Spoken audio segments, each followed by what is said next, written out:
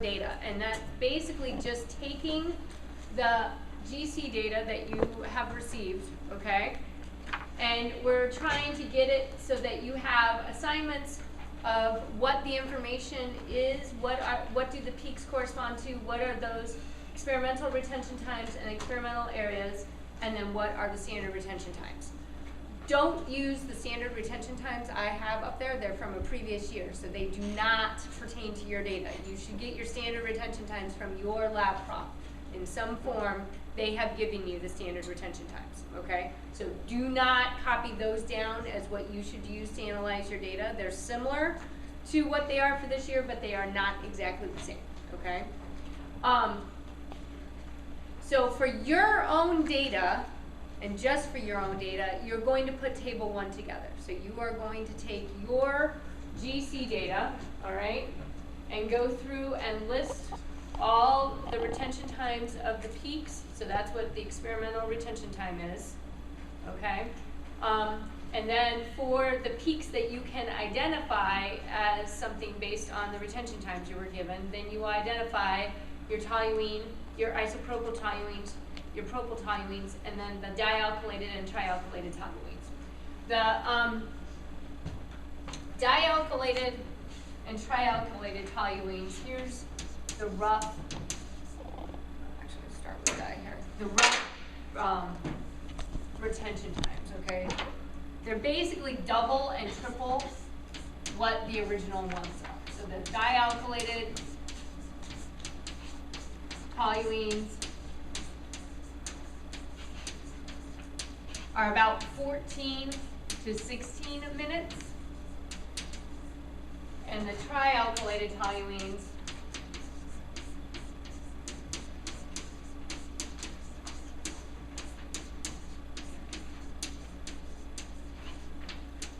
are about, in the ballpark, like 20 to 22 minutes, okay? So like on this data, here, even in the 13 range, we've got stuff that is, 13 to 16-ish minutes is the dyes, and then the tries are about 20 to 22 minutes, okay? So they're about double and triple what the original monoalkylated retention times were, all right? Everyone good with that? Okay. For this table, your lab manual says that you are supposed to list any peaks that have a corresponding area of greater or equal to 0.2%, okay? So 0.2% or greater, you're supposed to list that information on this table. Anything less than 0.2%, you don't have to list it on this table, all right? Now some of you, because I went through like the standard retention times for this data comes from, or not for this data, but for your data came from me going by hand through everybody's GC data, so I've seen everybody's GC data. I know that some of you have pages of peak tables to go with your data, okay?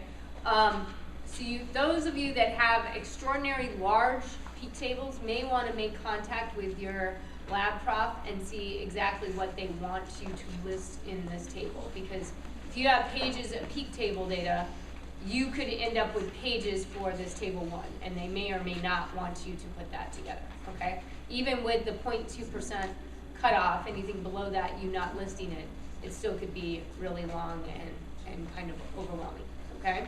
So if you have an extraordinarily large amount of data, then maybe contact your lab prop. Like if you're not past this first page, then that's kind of, some of the conditions will get to that long of data sets. That's kind of okay. But if you're longer than that, talk to your lab prop, all right?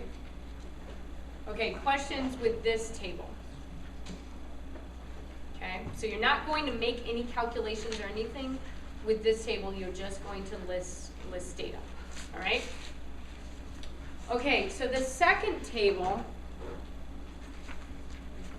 we're now going to have to make some calculations. So what is listed in that second table is the only things we care about are toluene, isopropyl toluene, propyl toluenes, the dialkylated toluenes, and the trialkylated toluenes. That's the only information that we're going to put in here, all right?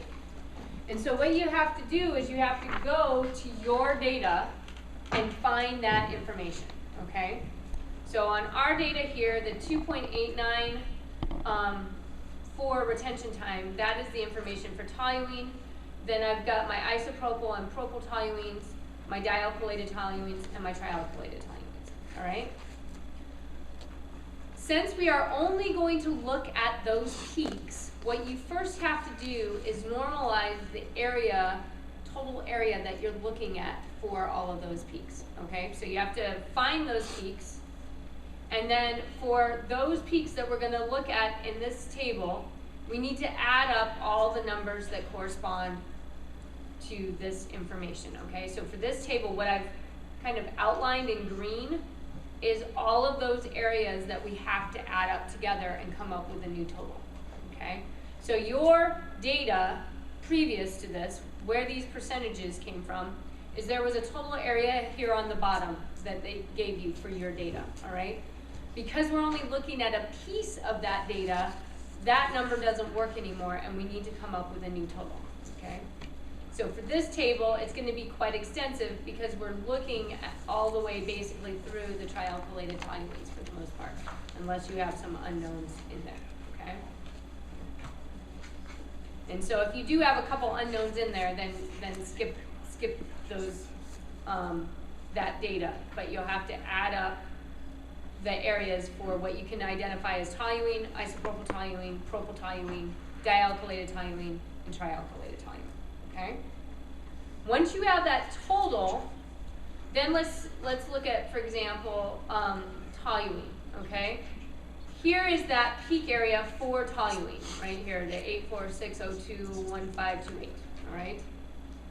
We're going to take that number divided by that new total times 100%, and we come up with a percentage of 58.8%. All right. So we take the peak area for the specific peak of toluene, take that number divided by our new total, so that was for this whole green bracket, all of these numbers were added up, times 100% is the percentage of toluene. All right? Everyone got that?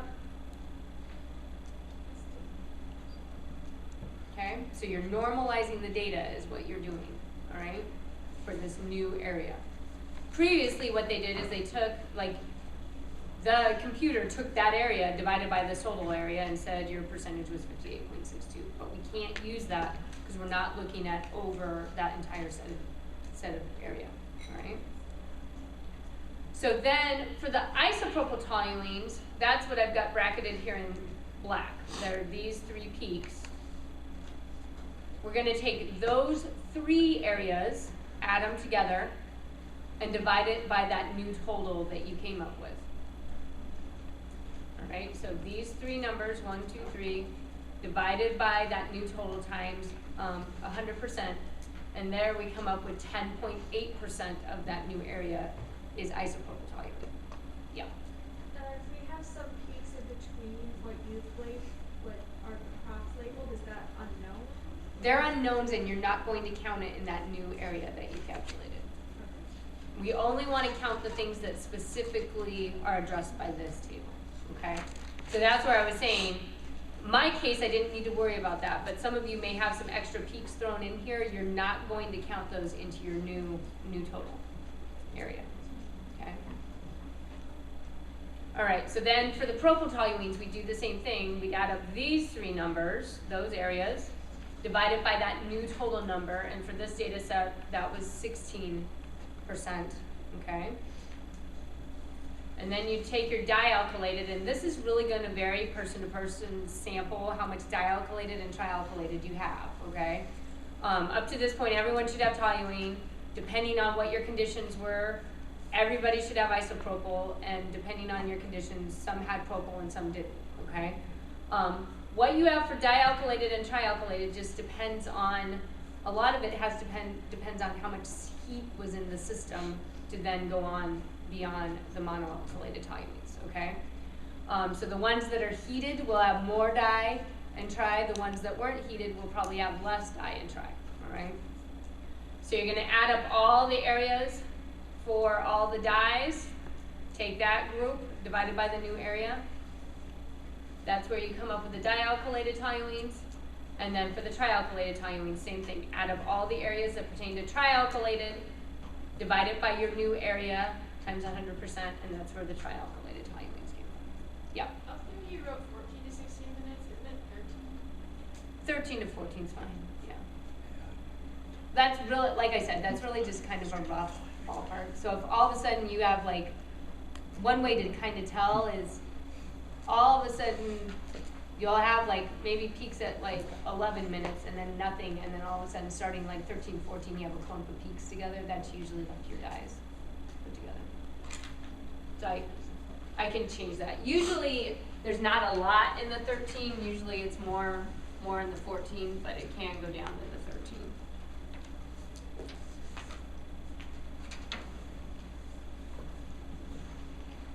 Okay, so because we've normalized this data for just this specific information, once you go through and calculate your percentages, the check for did I do this consistently with the data I had is everything should add up to 100%, because that is our new set of data, was looking at just this information. So once you add up all these percentages, it should come up with 100%, all right? Now what I have done, this data is just for condition A, 0 degrees with 1 bromopropane was used for this set of data. I've just filled out one column, but you're going to need to, depending on what your lab prof told you, you're going to need to fill out all 4 columns, okay?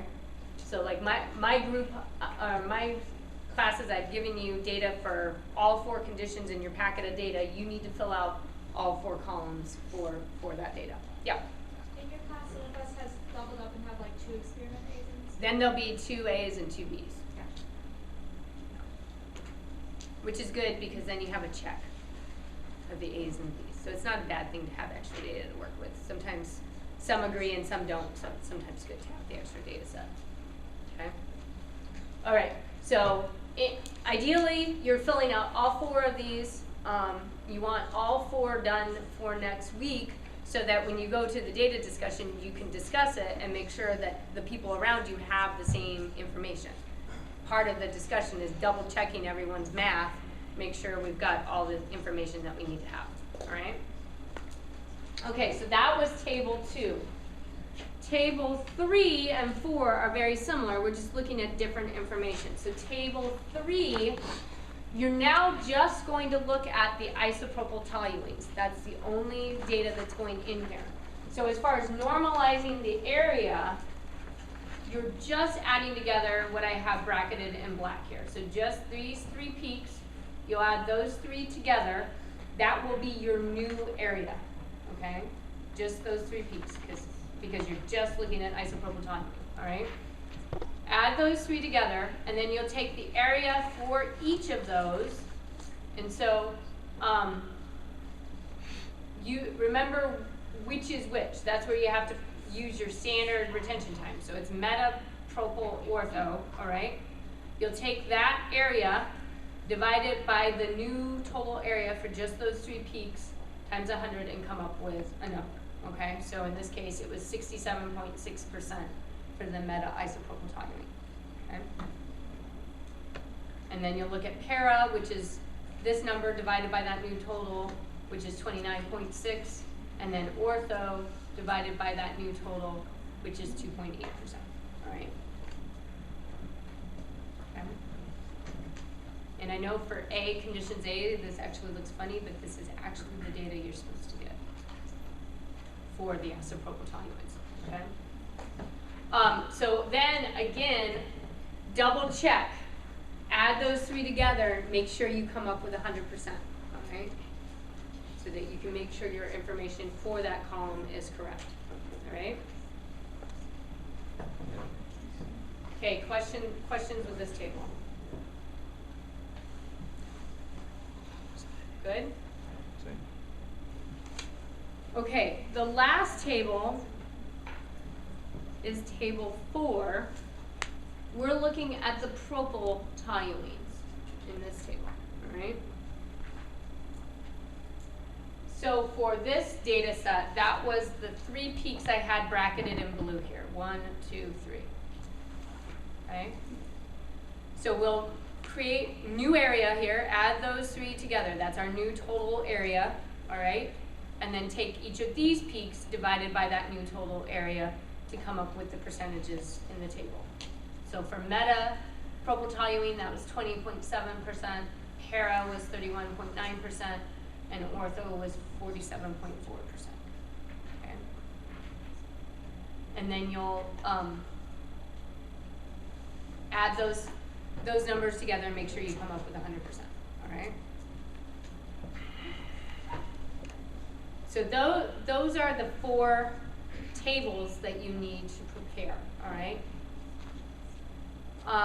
The other part of this analysis, you're going to prepare the tables, and then this is help set up you putting your data together for then on page 14.8 are specific questions that you need to address once you have all your data put together, okay? And so you're going to address that in your lab report. You're going to answer those specific questions, all right? When you answer those questions, you don't want them to be, you know, like don't say number 1 answer, 2 answer, 3 answer. What you want to do is within the paragraphs of your conclusion, within the results and discussion, you are going to answer each of those questions, all right?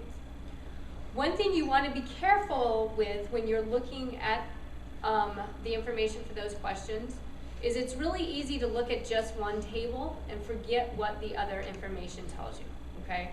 So for example, I told you that this was data set A, okay?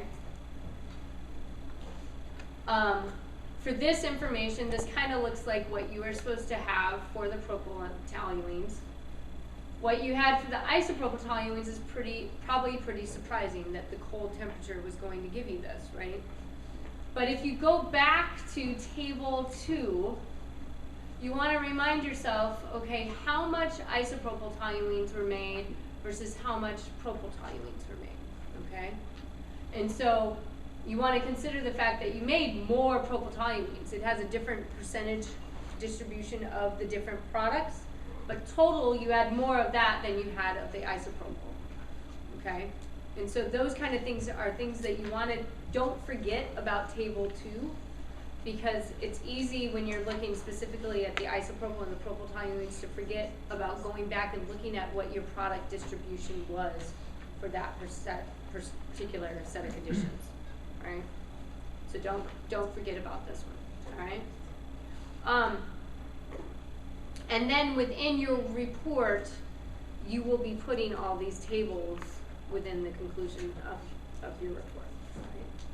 So we're basically having you ahead of time put your data together, be able to check over your data and have all that data set for the experiment. So you don't really have a lot more data collection to put together. The only other piece besides what goes into these data tables is don't forget that the yield that you took last week, okay, so remember you measured what the yield was of your reaction mixture after you dried it, all right? But that was this whole big mixture, okay? Don't forget that you need to then figure out how much product is actually in there, okay? And so that's where you can use table 2 for that, because you can look at just the monoalkylated product and figure out how much is in there, and actually probably even better than that because it's the more comprehensive. Is look at table 1, and you can look at just your monoalkylated products, so just your isopropyltoluenes and your propyltoluenes, add up those percentages, and that's how much is your desired product, okay? Now double check with your lab prof. Sometimes they have you also look at, okay, monoalkylated was this much product, dialkylated was this much, trialkylated was this much, okay? But that's how you figure out the percentage of that number that you got for yield, which was included a big chunk of toluene in it, so that was not product yield. Take the percentage, multiply by the, as a decimal, multiply that by the mass, that is your yield, okay? And then you can use that for calculating your yield, your percent yield, all right? So just don't forget, when it talks about the tables, it doesn't remind you about that piece. Don't forget about that piece, the yield and percent yield, right? Okay. I expected that this lab lecture would be shorter because usually I take all of this and put it together with reviewing for the exam and going over the practice exam and jam it all together in one lab lecture. So, if you have any questions, let me know. Otherwise, this was the information that you needed for putting the tables together. Next week, I'll kind of briefly give you some reminders about this information, and then we'll go through the practice exam. So don't forget to do the practice exam ahead of time, so that as we're going, you can figure out what you know and what you don't know. All right? If you need a copy, it's up here on this table. It's also on the website.